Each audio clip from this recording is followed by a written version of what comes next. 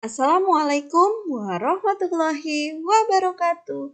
Semangat pagi anak-anakku yang di rumah, semangat pagi kalian masih semangat belajar dan harus tetap semangat belajar meskipun kalian sekarang berada di rumah. Oke, masih bertemu dengan Ibu dengan mata pelajaran Administrasi Pajak dengan menghitung PPh Badan Terutang pasal 31E. Oke. Kompetensi dasar yang akan kita pelajari pada kali ini adalah bagaimana kalian bisa menerapkan tarif pajak dengan menggunakan pasal 31E. Lalu nanti kemudian kalian bisa melakukan perhitungan PPh Badan Terutang dengan peredaran bruto kurang dari 4,8 M. Tentu kalian masih ingat apa itu peredaran bruto kan? Oke. Nah, nanti kalian juga bisa melakukan perhitungan PPh Badan Terutang dengan peredaran bruto dari 4,8 sampai 50 M. Kemudian kalian bisa mengkomunikasikan hasil perhitungan PPh Badan Terutang. Oke.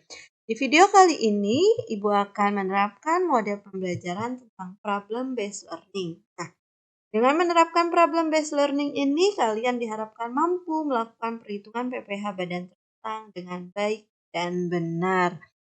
Nah, kalian simaklah video ini sampai terakhir. Kemudian jika ada pertanyaan, silahkan kalian tanyakan pada kolom komentar dalam LKPD. Kemudian kalian coba kerjakan tugas dan analisa tugas tersebut, kemudian kirim dengan menggunakan klik finish. Nah, setelah itu Ibu akan mengevaluasi apakah kalian sudah mampu dan sudah paham betul tentang PPh Badan Terutang ini atau belum. Oke, nah membahas tentang Undang-Undang PPh Badan Terutang itu kita akan menjelaskan pasal 17 ayat 1B dan pasal 31E. Nah, ini keduanya berhubungan sangat erat. Yang pertama pasal 17 menjelaskan tentang tarif PPh Badan Terutang. Tiap tahun itu berbeda-beda sesuai dengan peraturan pemerintah yang dikeluarkan. Nah, Ibu akan menyimpulkan sebelum tahun 2009 itu tarifnya 28%. Dari 2010 sampai 2019 25%, 2020 sampai 2021 22%, 2022 itu 20%. Nah, menggandeng pasal 31E. Dari tarif ini kemudian pemerintah mengeluarkan pasal 31E di mana dia memberikan fasilitas untuk peredaran bruto antara 0 sampai 50 M. Nah, 0 sampai 50 M dibagi menjadi dua ketentuan. Yang pertama 0 sampai 4,8 M dia menggunakan fasilitas potongan 50%. Kalau peredaran brutonya kurang dari 4,8 M maka dia mendapatkan potongan diskon 50%. Oke. Bagaimana yang di atas 4,8 sampai 50 M? Kalau 4,8 sampai 50 M, dia masih mendapatkan potongan 50% hanya dengan menggunakan proporsi.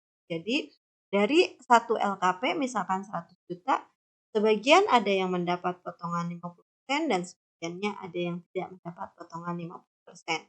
Oke. Nah, seperti contoh halnya kasus ini. Masih ingat nggak? Sebelum ke kasus, masih ingat nggak sih apa itu rumus badan terutang? Oke, rumus badan terutang adalah tarif dikali PKP atau LKP. Oke, berapa tarif PPh badan? Apakah tiap tahun sama?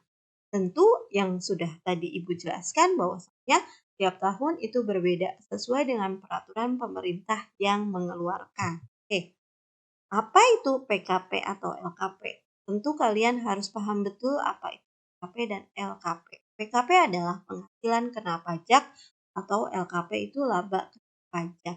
Oke, nah coba kalian analisa. Ibu memberikan satu lembar laporan laba rugi PT Aneka. Di sini ada keterangan penjualan, harga pokok, laba, beban, sampai pada laba bersihnya. Nah, coba analisa informasi apa yang kalian dapatkan dari gambar samping. Oke, kita analisa bareng-bareng ya. Oke, yang pertama, kita harus lihat dulu tahunnya tahun berapa ini? Tahun 2021. Untuk apa? Untuk menentukan tarif pajak yang berlakunya adalah kalau tahun 1 berarti 22%. Kemudian apalagi yang harus kita analisa? Penjualannya. penjualan itu sama dengan peredaran bruto. Oh, penjualannya 3,830. Oh, berarti dia merupakan peredaran bruto kurang dari 4,8 atau di antara 0 sampai 4,8 M. Oke, kalau menurut pasal 31E berarti dia mendapat potongan full 50%. Terus informasi apa lagi? Laba bersih. Oh, laba bersihnya 873.450. Berarti ini yang disebut dengan laba kena pajaknya. Nah, berarti cara menghitungnya bagaimana? Cara menghitungnya adalah PPh terutang sama dengan tarif dikali 50% dikali LKP. Tarifnya 22%. Oke, potongannya 50% karena dia merupakan 0 sampai 8 yang mempunyai fasilitas tambahan 10%. Kali labanya 87345. Maka ketemu PPh terutangnya adalah 90.070.500. Mudah bukan? Satu lagi Ibu akan memberikan studi kasus masih tentang laporan laba rugi. Namun di sini apa yang membedakan dari laporan laba rugi yang tadi? Informasi apa yang kalian dapat dari gambar? Yuk kita analisa bareng-bareng. Hasil analisanya adalah tahunnya tahun 2021. Berarti masih menggunakan tarif 22%. Yang kedua, penjualannya 5,830 M. Berarti peredaran bruto ada di antara 4,8 sampai 50 M dengan menggunakan pasal 31E yaitu menggunakan proporsi. Lalu kemudian apa lagi? Kita lihat lagi labanya. Laba kena pajaknya 623.4. Maka cara menghitungnya gimana? Kita harus cari dulu proporsinya. Dari 623, berapa yang dapat potongan 50%, berapa yang tidak mendapat potongan 50%. Caranya adalah kita hitung dulu bagaimana kita mencari yang mendapat fasilitas potongan 50%. Cara mencarinya adalah 4,8 M. Itu dari mana, Bu? Itu sudah rumus. Dibagi peredaran bruto. Peredaran brutonya adalah 5,83 M. Lalu dikali labanya 623. Maka ketemulah yang mendapat fasilitas potongan 513 juta. Berarti dari 623 kurang 513, sisanya adalah 146.398 ini tidak mendapat potongan. Nah, lalu bagaimana cara perhitungannya? Nah, ini dia cara perhitungan. 22%, tarifnya dikali 50%. Nah, 513 ini yang mendapat fasilitas potongan 50%. Maka ketemu 56 juta. Sisanya yang 110 bagaimana? Yang 110 tidak mendapat potongan 50%, maka 22% langsung dikali 110. Hasilnya adalah 24.232.200. Ya.